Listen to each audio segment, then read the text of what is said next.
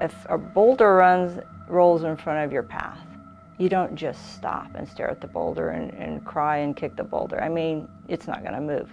So you find a way around it. You find a way around it, you find a way over it, but you don't just stand there and stop or quit.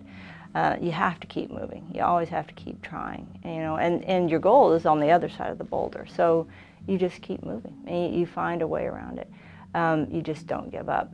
My dad and I would sit out at night and we could see all the stars. And we would look at the first satellites going over, and you could imagine, you know, and we would talk about what it might be like to be up there and looking back. Started out in a small town in Missouri, Carthage, Missouri. Went all the way through high school there, and ended up being valedictorian of my high school class. The reason I went into chemistry is I had a very influential high school teacher. She encouraged me to study sciences and go far in my career.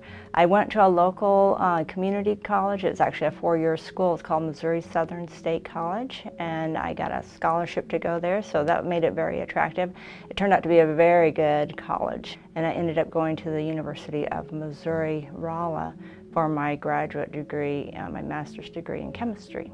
And I worked for a couple of years after that, and then applied to the University of Washington in Seattle, where I completed a PhD in analytical chemistry. So my very first shuttle flight, I went to the Mir space station, so that was a Russian space station, and we took the alpha magnetic spectrometer on its maiden flight. On my second flight, we did the space radar topography mission, and on my last mission, we helped construct the International Space Station by adding the airlock. I personally was just, you marvel at the size of the planet, you marvel at the beauty of the planet. You've seen pictures from space, but it does not compare with actually being there in person, three-dimensional.